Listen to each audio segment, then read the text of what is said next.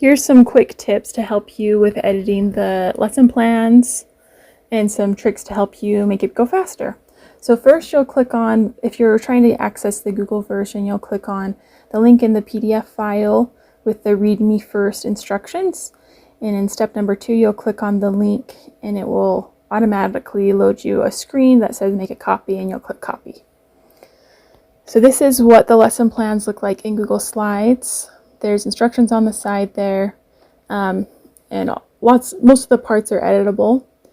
I would recommend changing it to fit your schedule to begin with, and then you can duplicate the page as needed with the date and everything like that. So if you need to add like another subject for the day, you'll click on the table and insert a row, and then drag it to be a little bit smaller so it fits on the page. And you'll do that to both pages since the lesson plans go on 2 pages. It's a little bit trickier to get the subject and time to fit there, but I'll show you. You'll do the same thing, right click and insert a row below. And then you'll drag and drop that. The text will not go sideways in the text box on Google Slides. So there's a text box that's turned on its side, laying over the table itself. So you'll want to resize those and get those centered as you need to.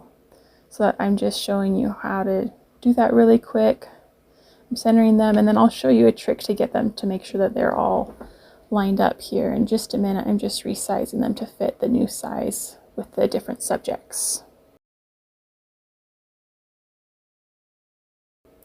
And if any of the subjects that you have are a little bit longer, you'll need to change the size of the text to get it to fit, like I'll have to do on this one. And if you drag a line through all of them, but then deselect the table behind it, then you can right click and hit tidy, and that will space them evenly for you. So that's a little trick for you. Just going to resize that. And then you'll just want to copy and paste one more to go in that last spot. And then you can edit the times that you need to. On this particular version, there's a little colored strips that also show times of things that you don't necessarily need to plan for. You can use those or you can delete them. There's also other versions below here that don't have those. So if you don't need those, you can go to one of those other pages, or you can just delete them, whatever works best for you. But I'll show you a trick if you do need to adjust the placement of them. I'll show you a trick to make sure that they line up from page to page, since those go on the first and second page. So first, move them to where you need to on the first page, and then I'll show you in a minute how you can do that. I'm just going to type in a couple of lesson plan examples. Okay, so to get them to line up, you're going to want to save this page that you've changed it on as an image, and then go to your downloads and you'll drag and drop the image that you have directly on the second page, and you'll line them up like it would be like in a notebook, and then you can just move the boxes so that they line up to the same placement as you have on the first page. And once you have them where you need them to, then you can delete that image that you dragged and dropped on the left side, and then just add your lesson plans as normal. Once you have the placement and everything figured out, it will go a lot quicker when you're doing your planning week to week. So in the prep area, that's all editable. You can type in the things that you need to prep, and then you'll duplicate, and then you can just change the date out each week. And I would recommend also saving a page that says template there, just so that you have a blank spot to work from, so you don't have to erase your plans each week if you're doing this week to week. So here's a template version that you can just write template on there. So you always have one that's blank. And here are the other versions. There's like a black and white version. You know, pick whatever one works best for you.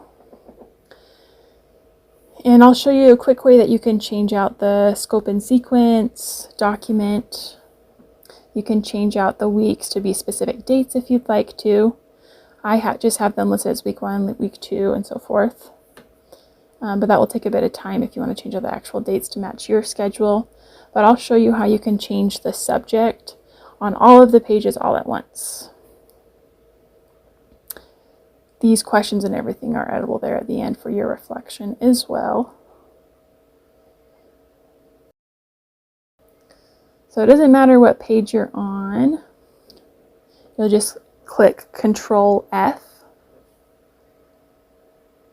and that will pop up the Find feature, and then type in all caps subject 1, and then if you click on the three little dots there, then it will pop up with the Replace button. And you could type in your first subject, and it will show you all the areas that it's at. If you click Match Case, it should just automatically change all of the ones that are in the document.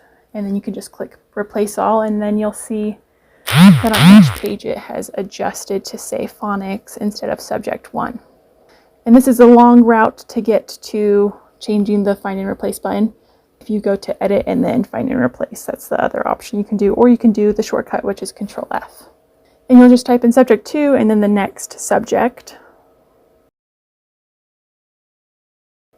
And then you can see that it's changed that on all of these pages. And so you'll just do that so forth for all of the different subjects.